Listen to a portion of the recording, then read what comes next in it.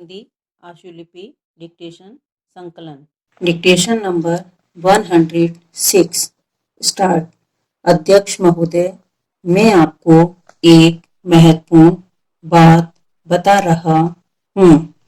यह प्रश्न बहुत ही गंभीर है, जिसकी ओर अभी तक हमारा ध्यान नहीं गया। यह कितने दुख की बात है। हमारे देश में मूंगफली की आवक अक्टूबर माह से शुरू हो जाती है। किसान के यहाँ से फसल निकाल कर नवंबर दिसंबर तक व्यापारियों की यहाँ पर पहुँच जाती है। इस वर्ष मूंगफली की फसल देखने में बहुत अच्छी लग रही है। अभी तक देश के अखबारों में यह बात कही जाती रही है कि मध्य प्रदेश, गुजरात, आंध्र प्रदेश, तमिलनाडु और उत्तर प्रदेश में फसल बहुत अच्छी है। इसलिए यह संभावना व्यक्त की जा रही थी कि इसके भाव कुछ कम होना चाहिए, परंतु कुछ दिनों से सभी अखबारों में यह बात आने लगी है कि केवल गुजरात में 3.5 लाख टन मूंगफली की पैदावार कम हुई है। इसका दुष्परिणाम यह हुआ कि शुरू में ही व्यापारियों ने मूंगफली के दाम नीचे गिरा दिए और दाम गिरने का आधार कम पैदावार होने का बनाया जा रहा है, जिससे किसानों को केवल लागत मूल्य ही मिल पाएगा, जिसके आधार पर तेल के भाव बढ़ाने की स्वतंत्रता थोक व्यापारियों को मिल जाएगी। इसका पूरा लाभ जमाखोरों को मिल सकता है। इन्हीं परिस्थितियों को ध्यान में रखते हुए बाध्य होकर सरकार को राष्ट्रीयकरण या एकाधिकार खरीदी करना पड़ती है। ऐसा नहीं है कि हम जबरदस्ती से राष्ट्रीयकरण करना चाहते हों।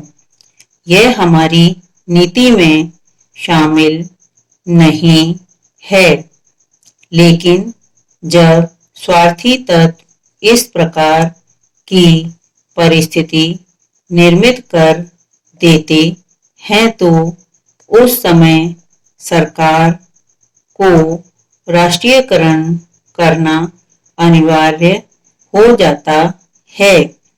सरकार को वाणिज्य और व्यापार के क्षेत्र में राष्ट्रीयकरण या एकाधिकार करने का शौक नहीं है।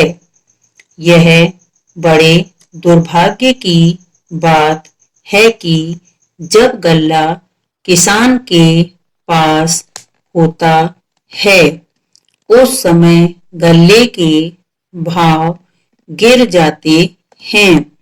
इसी प्रकार से मूंगफली जब तक किसान के पास थी, उसके भाव गिरे हुए थे, लेकिन जब वह स्वार्थी लोगों के हाथ में पहुंच गई तो अखबारों में यह आने लगा है कि मूंगफली की फसल डैमेज हो गई है। इस प्रकार जनता को स्वार्थी तत्वों के हाथों से बचाने के लिए विवश होकर सरकार को राष्ट्रीयकरण या एकाधिकार करना पड़ता है। अगर यह कदम नहीं उठाया जाएगा और विरोधियों के कहे अनुसार काम चलने दिया जाएगा तो मुनाफाखोर, जमाखोर, कालाबाजारी, चोरबाजारी, घूसखोर लोग देश की जनता को भूखों मार डालेंगे।